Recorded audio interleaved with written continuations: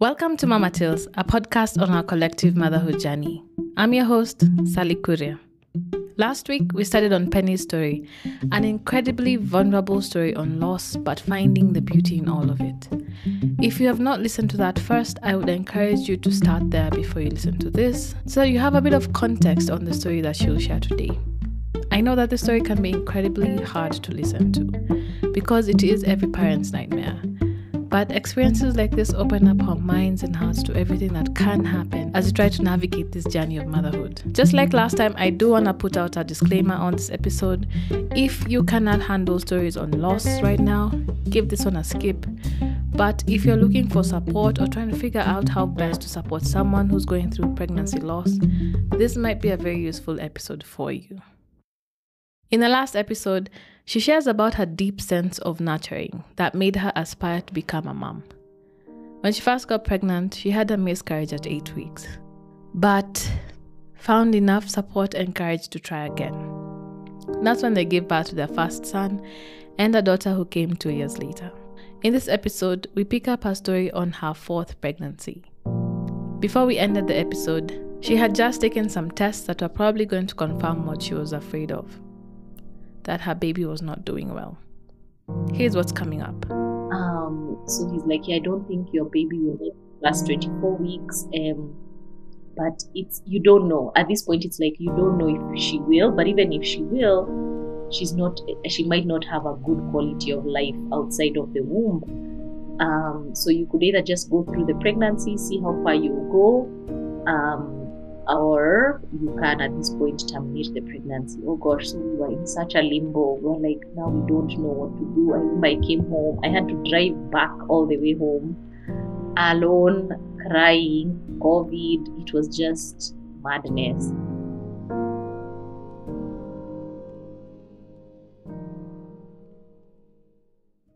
We will get into that in a minute, but first some announcements, or rather just one announcement. Like I said last week, I will be hosting an event in celebration of Endometriosis Awareness Month. This will be an in-person event and will take place in Nairobi on the 26th of March from 5 p.m. And I want to officially invite you to it. If you suffer from endometriosis or any other menstrual health condition and their effects, I think that this could be a very beneficial session for you. I will not be doing this alone. From next week, I will be sharing Elsie's story, an endometriosis survivor who has trusted this platform with her story of navigating this condition. She also shares about its effects on her journey towards motherhood. We will also be sitting down with Dr. Charles Muteshi, an endometriosis and fertility specialist based in Aga Khan Hospital, to discuss what options of treatment and management exist for women going through this condition. Please find more details about this event in the link in the show notes. Remember to register to secure your spot. It is free entry. When Penny was 20 weeks pregnant, she went in for an anatomy scan. It is the perfect time to really analyze a fetus, check in on their development, and most importantly, find out if there's anything wrong with them. At some point in her pregnancy, Penny felt like there was something definitely wrong with her baby, but she couldn't quite put a finger on it. A visit to an ultrasound tech confirmed those feelings. So me and my hubby are there like, oh, Jesus, what is this? So anyway, so this was 20 weeks. So I go in 21 weeks. I was around 21 weeks. So I go in for the big ultrasound in this hospital. And then there the doctors were so nice. The ultrasound tech was like, he even first asked, are you alone? I'm like, yeah, I had to come alone. My husband is with the kids, and all of these COVID protocols. He's like, oh, is your husband nearby? I was like, oh God, what are you saying? So he's like, yeah, so unfortunately your baby has a condition called arthrogryposis, something, multiplex, whatever. So he showed me the picture on the ultrasound. They were like, so what happens in this condition is that the baby has not developed properly in the womb. So basically the head was like bent all the way backwards. The limbs were all folded, like the legs were like folded in. Oh my gosh. And then he goes on to say, he says, and she might not make it past 24 weeks. So I remember asking, it's a girl? I was like, oh, I immediately texted my husband, it's a girl, because now is when we could tell the gender, and my husband wasn't there, and oh gosh, it was a tough time. It was a tough time. I'm even getting like my mumbo jumbo in my mind, just trying to remember the whole thing. So he's like, yeah, I don't think your baby will make last 24 weeks. But it's you don't know at this point. It's like you don't know if she will, but even if she will, she might not have a good quality of life outside of the womb. So you could either just go through the pregnancy, see how far you go, um, or you can at this point terminate the pregnancy. Oh gosh, so we were in such a limbo. We were like, now we don't know what to do. I remember I came home, I had to drive back all the way home alone, crying, COVID. It was just madness. So I tell my husband, he breaks down, we break down. We are like, what is this? Now he's telling us all these things. The baby has all these things going on. So we are like, okay, we're just going to let let let it be. Let's see how far the pregnancy goes. But sure enough, after like 2 weeks, 3 weeks, so now I was 24 weeks, I went into early labor. And what happened is I just started contracting. They were like, just come into the hospital. Um, we don't know if your baby is going to come out alive. It might be a stillborn. So at this point, I went into the hospital. My husband, so at least we had friends who were able to stay with our kids overnight. So I went in, and it was for me. I remember going in, and you're seeing a mom coming out with a car seat. I mean, the father going in with a car seat, and you're feeling like, oh my God, will I come out with a baby? This is 24 weeks. I doubt even they'll be. I don't know. It'll be an early labor. So we go in. They admit me, and so it was May 25th, 2020. I remember she came at 6:51, but it was a stillborn, so she was sleeping. I always say she came and she rested in the arms of Jesus, because she came and she had just, it was a stillborn basically. But I went through labor, like I literally pushed. um so it was for me one of those things. I was like, wow, how I don't know what to expect. Will it be painful? So it was tough. It was COVID, people are in masks. So she came and she was born sleeping, and we named her Angelique. Jerry, who is my shosho, is Jerry. And Angelique, just because she just got her angel wings on that same day. That's tough. I can imagine just the fact that you had to go through, at least hear that news alone, and just try and figure out like why. I can imagine the question is just like, why would would this be happening? I'm so sorry that had to happen that way for you guys. So here's the thing, they were saying, oh, it could be genetic, this thing, arthrogryposis, or it could be spontaneous. So it was those things. You're right. You just never know why. We just asked why. Why us? Like one in Sijui, 330,000 kids gets this condition. And I think there's not so much awareness. It's an interesting condition. I'll share the link with you, if in your for you, if anyone is interested in knowing more or has a child who has this condition. But there is support out there for this condition. That would be very helpful, because that's the other thing. You're like, I can imagine even just getting into labor at 24 weeks. You just you're like, how do you even? And then for someone like you who's gone through labor a couple of times, like I can imagine like what you're saying, like you didn't know if this would be painful or not. If did you get to like see her and hold her? Oh yeah, so I've skipped like the most beautiful part of the whole story. How can I? So yeah, so the moment, so she was born asleep, her eyes were closed. Um so because of this arthrogryposis condition, I think, so immediately she came, I remember the nurse, let out a so I think maybe because of maybe the head being back or the limbs, I think it was very like so she said okay, so she had told us, so I think they had prepared us, which was good because it was a like a high risk pregnancy unit. They had told us before, so when she's born we'll take her first and like swaddle her before we bring her. So I think that's what they did. So I think they went with her, and then now they brought her, the nurse brought her back when she was now like wrapped in a swaddle, but we could hold her. She was so tiny, she was just like a palm. So her eyes were closed, but we could hold her finger. I remember at that point my husband also, he just like the tears came, me too. I was just like, oh my god, this beautiful thing. But here's the thing, she was so peaceful. She was warm, of course, at the time still, because she had just been born. I could still feel, I was like, oh God, she's still warm. So the nurse took pictures. We took pictures with her. She had Valisha had her bonnet. Yeah, but she was a stillborn. She was so beautiful.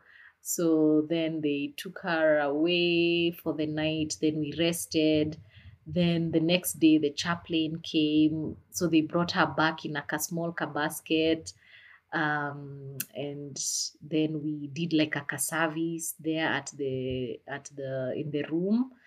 And then she was like, so at this point she was now cold. Oh my gosh, it was such a transition. I was like, oh my god, she's now cold. And I think for me the hardest part was leaving the hospital and knowing your baby is there. Like, leaving the hospital without your baby is one thing, and leaving your baby when she's passed on is like, oh, okay, I won't see her again. So we left her. So we were discharged and everything, and then so they give us the option. They were like, we could either like bury her, like give her a little like service and give her a small box, or we could cremate. So we actually chose to cremate her. Imagine. So we have her little ashes in a small urn. It's so tiny. And then they put her it in a teddy bear. It was like a movie. I'm telling you, I was going to like, me and my husband, we are going to like they were telling us, okay, you can go to this funeral home to pick you can pick a small urn and the teddy bear. So I'm going in there, I'm thinking, hey, Penny, we are going into a funeral home for our baby. You're like, what is this? What is this, dear Lord? But the beauty of it all is that, we honored her, and yeah, she's in a teddy bear. It's a bit weird, I know, but yeah, no, you asked Sally. You're the I one who did has ask, but taken me down that hole. and you're a very great. Thank you for sharing that, like, because you didn't have to, you know what I mean. But it's paints such a picture, because it's this is part of the stuff we talk about. Like, it's not spoken enough, right? So you wouldn't even know what to expect, how to feel, and I feel like even just your strength in talking about this can be very encouraging to a lot of people, like if you ever find yourself in that position, yeah, like there's a possibility of finding some beauty in it, which would be difficult to even imagine how. And for me, I think you're right. The beauty for me and for us, me and my husband, is that we're like, this baby. You can't explain where this baby has gone. They are with our Savior Jesus, so we are believers. And for me, I was just like, this baby has gone to heaven, right? And for whatever your beliefs are, like there's something bigger. Like this life tunapitia too. Like life comes and goes. People are born and die. And for me, I was just like, this beautiful soul was just not even worthy of this life of suffering. So there you go, such beauty in the suffering. And yeah, it was hard, it was grief. I went through therapy, and it's loss, it's just grieving the loss. And to tell you that I have today a 9-month old, like, I'm just crazy. Even our friend was like, guy, you guys are going for another baby after.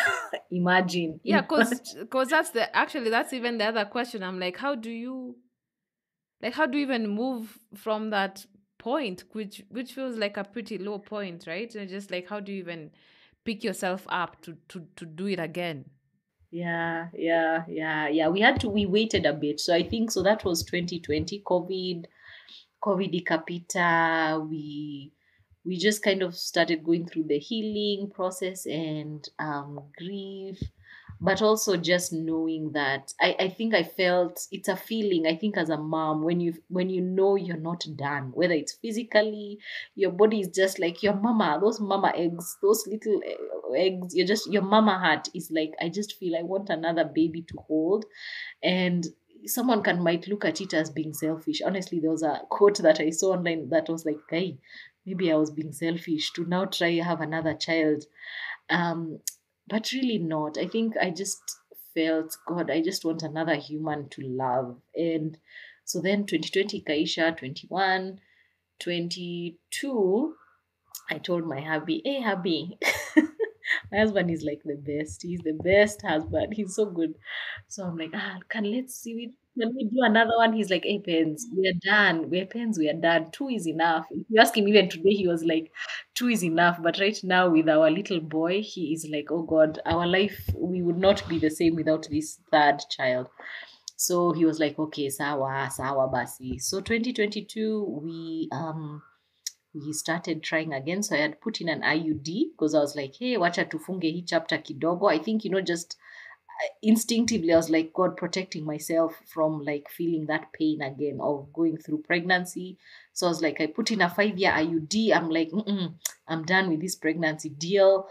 No, but then after like a year to now 2022 ndio nikatoa. I was like, let's try again. I think I'm ready.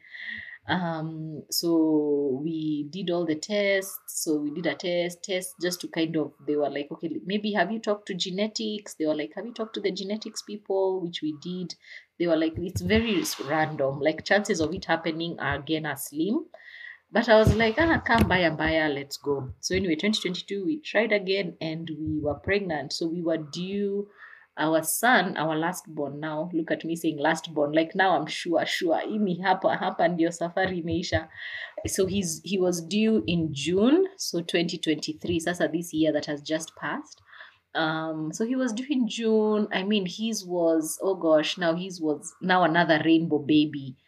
Beautiful pregnancy. I was just happy at work. So he was due May. No, he was due in June of 2023. So like, also here's the thing, back to that instinct during pregnancy. And I think moms who listen to this podcast, or dads as well, I think you just, there's a way you know your body by the time you're pregnant and all. There's a certain, anyway. So me, what I'm saying is, throughout the pregnancy, I was like, this child is going to come early. I kept saying it. I kept telling my family, I don't know, I have a feeling this one 40 weeks, Simoni. And sure enough, around 30 weeks, 32 hapo, I start feeling contractions. Then I remember, I would go to the appointment. They would say, oh, are you having contractions? I'm like, up for 30 weeks. I'm telling them, yeah, but you guys, these are not just regular contractions, that is a pregnancy. Then they're like, oh, yeah, because you've been pregnant, a couple of times. I don't know. Me, medical system, that's why I am such a believer in. Anyway, I'll tell you that I was dreaming of a home birth before this baby showed us dust coming a month before. So I was they're like, your body knows what it's doing. You've been pregnant, so your uterus is kind of doing those practice contractions. Just go home, take it easy. And nikawambia, okay, sawa, you guys are the whatevers. But let me tell you, ultimately, you know your body. So a month before, so my husband's birthday was May 3rd. He turned 40. He's like, so we had a nice small car dinner. And at that time we were in Canada. So he's like, okay, let me go. I'm going to Boston. He had planned this trip. We had planned it like a while back. I'm going to Boston. We are meeting my sister-in-law is still in Boston, and my cousins. It's a month to delivery. As we are seeing, June 14th, Ikombali. You May 3rd, after we did our small family dinner for his 40th. Sasa May, the week after he went, sasa hapo May, when did he leave? May 8th. He left May 8th. Was it May? Whatever, he left around the first week in May. So he goes on a Thursday night. shock on me like this. I'm there putting the kids to bed on Friday. And on Tuesday, I had met the OBGYN. On Tuesday, I met the OBGYN. I told him, hey, doctor, I don't know. You're saying my due date is June 14th. I don't know. I'm just feeling contractions. Haraka haraka. He's like, okay, let me check. Okay, you just continue. Nini. Tuesday. Friday. Husband has left on Thursday. Friday, I put the kids to bed. I'm there putting them to sleep. Pregnant there at 30. I'm a month out, whatever a month out is, whatever weeks. We are there lying in bed. They have slept. Even me, I'm dozing off because now I'm tired. I'm heavy. I'm sleepy. I just feel water has broken. Like the movies. Water is breaking. It's 10 o'clock. It's Friday. Husband is in the US. Me, I'm in Canada. It's 10 o'clock at night. We have two children here sleeping in bed. Okay, sasa sijui ni ambulance. Is it like the movies? You know, they say the more you have had babies, the faster the babies come. I was like, no. I remember jumping out of the bed. I was like, no. This can't be happening. This can't be happening. My water has burst. I am leaking. I was like, okay, calm down. The kids were sleeping, thank God.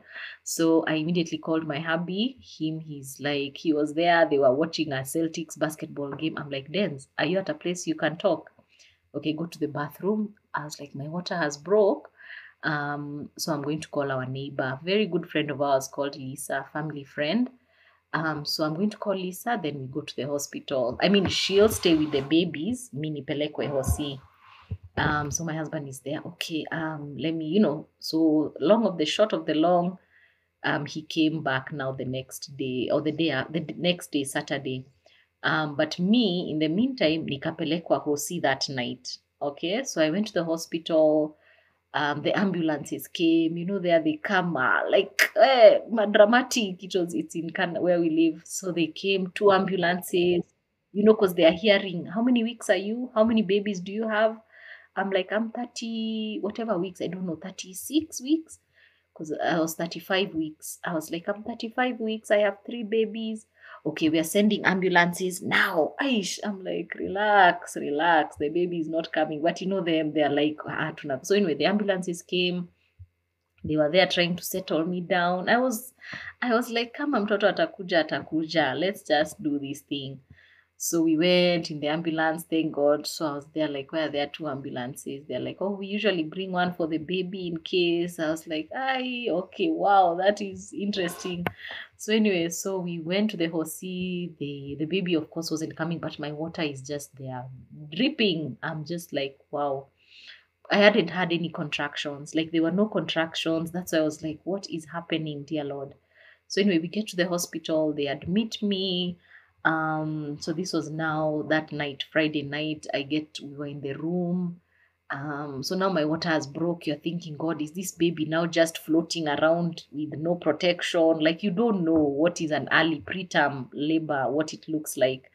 And again, anyone here who has had a preterm labor, this is me. I was like, what is happening? Is this baby coming? So anyway, so I was admitted. They did the test. They're like, okay, you're not yet dilated. You're only 2 centimeters. So that's good. It means the baby is still not pushing on the whatever to come out. So anyway, I got a room. My husband came the next day. Now imagine he flew back. The whole trip he was cancelled. The way he was so excited for it. But anyway, he's like, baby is coming. So anyway, he came. And then 2 days later, a day later, so this was Monday. Was it Monday or Sunday? Sunday or Monday? Monday night. I start feeling contractions. Now, of course, they had to admit me because I thought that, maybe I can go home. But they're like, no, your uterus, your amniotic fluid has mwagikad. You can't go home because we don't know. Delivery is imminent. So I had to stay in the hospital for the while. They're just monitoring. So they did an ultrasound on Sunday. Like they wanted to see, is the head down? Because from the last ultrasound, the head was down. But then they do the ultrasound, they see the baby is now feet fast. So I was like, oh no. So what does that mean? It means we might have to do a C-section in case you go into labor. But if the head turns, well and good. So I was so disappointed because I was hoping that he would still come like head first and have a vaginal. So Monday comes, I start feeling contractions Monday night. those contractions are pregnancy. I was like, this baby is coming. They were tight, painful, labor ndio hii inakuja. So at this point, I remember even asking the doctor, is there a chance that I could still have a regular vaginal, like just push the baby? He's like, oh, chances are you're still. And sure enough, they did another ultrasound. He was now feet first still. And they were like, that would be dangerous because of the cord pulling or things. So that night I was like, okay, sawa. So now my husband had gone home to stay with the kids. So anyway, I say all this because I mean, just being abroad and not having support is not having family around. Like, I'm just trying to also highlight the challenges of not having that close family support. So anyway, so that night it was now like 10, 12. Thank God the doctor on call was the OBGYN. So anyway, so they are like, hey, my contractions were like every 2 minutes. This baby is coming. So they're like, okay, we're going to have to take you to the OR. We're just going to have a C-section. So I was so like, okay, I was feeling a bit like, just like your last podcast, you're not prepared for a C-section. You don't know. It's a surgery. There's no reading up you can do.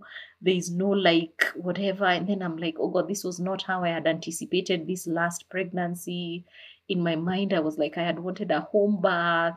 I wanted lights, the music, but I was just like, you know what, let me just lean into this, trust that they know what they're doing. So anyway, so we went in and through the OR. So thank God he was like, because the baby is small, I'll make a small incision, because now he's a preemie. So he's now like 34 weeks. The incision will be small for the C-section. So I was like, okay, fine, I guess. I don't even know big, small. So anyway, so I went in, wakanipatia the full C-section deal. So it was my first experience with a C-section. So anyway, so they did that. They did the incision. They were there like, is your husband around? I was like, no, he's home with the babies, because this was like 2 a.m. So there, our little rainbow baby came, our other second rainbow baby at 34 weeks. He's called Eli. He's now 9 months. He's just joy. I mean, after the C-section, of course, he was taken to the ICU, neonatal ICU, and he was, just because bado, my lungs, my things. And yeah, now he's 9 months. He's thriving. And yes, that has been the journey of this pregnancy. So that's why I'm telling you, we are done. Done for done. Yeah. I had to go to the NICU with my second born. He had a bit of breathing issues after birth and jaundice, which earned him a night at the NICU. To be honest, that has to be one of the most humbling experiences of my life. Never had I seen babies so small, so fragile, and mothers with immense strength trying to share that with their little babies. The NICU experience, and anyone, the NICU experience changes you for, we were there for a week, not even long, because some moms stay for a long time, and it's an experience that you'd never think, actually, especially after you've had kids at term. You're like, see, tunajua this thing, how it goes. We'll go home with the baby, utaleta kasi, we go, we celebrate. But leaving the hospital and leaving your child in the hospital. So now we've had to do it twice. So with our first, who now we had to leave, who was stillborn, and then now our baby in the NICU. So now you see, it's after a C-section. Let me tell you, you're coming back to the hospital after a C-section. You're feeling like this is what it felt like. A knife this is what I tell, it was like a knife was being put in my back, like someone, every time I walked, because now you see I had to walk a distance to get to the NICU. It felt like someone was grating my back with a knife. It was so painful. But for me, I think, you're feeling that mother instinct kicks in so much.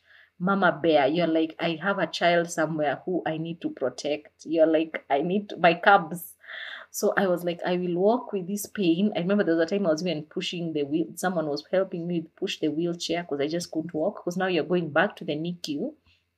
And for me, I was like, this is that first week. I need to be on top of this milk. So the thing that I did, I was pumping around the clock. I was like at home.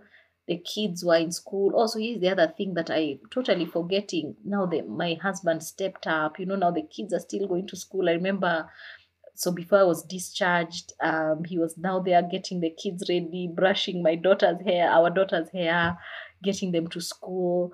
So so you have to explain to the kids, the older ones, like, why isn't the baby home? Why isn't mommy home? So now you're just kind of telling them, the baby has to be looked after a bit just to make sure the baby is fine. So it was also those layers of having to explain to them, but also more so for me, the milk supply. I was like, this is the gift that I can give this little baby of mine. So I was pumping. I was like, yo, colostrum, we are not losing this milk. So the experience in the NICU, you're right, it's jarring because you're seeing different babies. Maprimis, they are so little, like the size of a hand. They are there trying to breastfeed. Basically, the baby is like your palm, so small, and moms are in different stages of the journey. And with NICU, it's like you graduate. So you're seeing that one is there. So you leave the NICU when your baby is able to drink milk on their own, like a kachupa. So basically, they're trying to keep these babies alive, and you don't realize how fragile life is until you have been in the NICU. Like they're trying to even just regulate their temperature. Like when you tour them from the incubator, but skin to skin is like the lifesaver. So they were like, just put that baby on your skin. What else? So even as he had jaundice, so he was under those lights. You're just like, so every day you come and see maybe like he's off the lights, you're like, oh gosh, that's one step closer to home. And I think that's the journey in the NICU. Like you're just going one step closer to home. So you're going for the feeds at lunchtime, then you go back home, then you come at night. But it was such a tender, precious moment for me because I was just like, especially at night, I would like the nighttime feeds because now I would remove him from the incubator, and then hold him kidogo. And now, because he was on those lights, I couldn't hold him for too long. I mean, you just realize the value of how it's such an honor to be able to hold your baby when they are born and go home with them. But just you're right, being with other moms. So even like I keep in touch with like two of them, because you're like, oh, we were NICU babies. Just sharing the journey. Like, how's your baby sleeping now?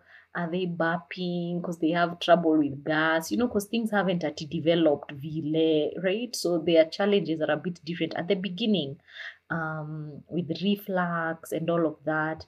So it was just helpful to share with other moms in the NICU, the experience. And I think all through this podcast, I'm just hearing a lot of shared experiences that we are not alone in this motherhood and pregnancy journey. So he's now learning to crawl. I mean, so what the doctors said, so with the preemie, and this is just for anybody who's going or whatever, but so the first year they won't, their milestones, like don't expect them to be they are doing the things that at 6 months. So, but with him, I think here's what I'm learning, that every child develops at their own pace. So like now I look at him and I was like, hey, my son at this age, he was like starting to walk. So 9, 10 months. So him, he's not yet there.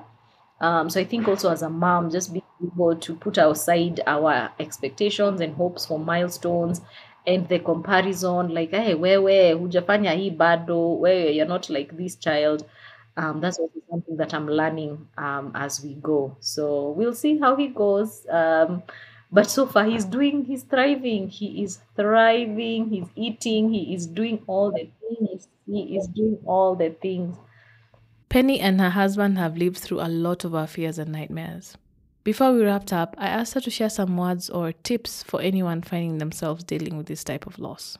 What advice? I don't know if it's even advice or just like reminding you of that pregnancy and being a mom and being a dad is like, as much as we have all these great books, great podcasts like yours, all I'll say is just lean into your inborn human intuition as a human being, as someone. You have it so much in you to your body has not failed you. Number one, if you're just feeling like this is just the end of it for me, as a mom, as a dad, you are just made for this moment. And you know so much more than all the books, all the podcasts.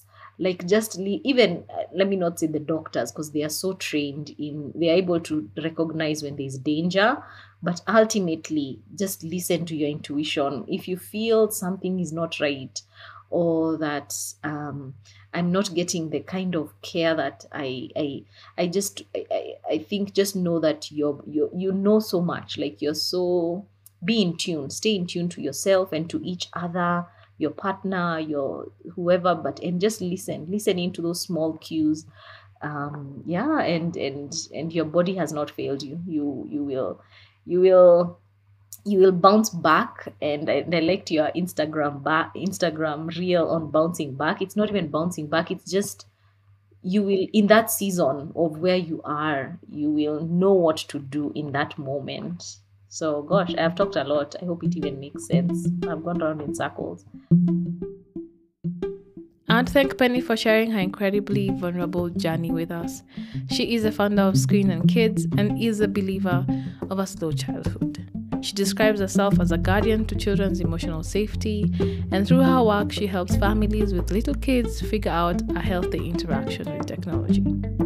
If you're interested in what she does, please reach out to her. I will leave all the details in the show notes of this episode.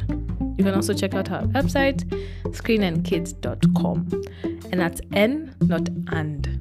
Don't worry, I've linked it in the show notes of the episode. Next week, we kick off Elsie's incredible fight with endometriosis. Remember, you can show support to this podcast by sharing it with a friend or two, or by offering monetary donations. Details on all of this can be found in the show notes of this episode. All right, see you next week. Bye.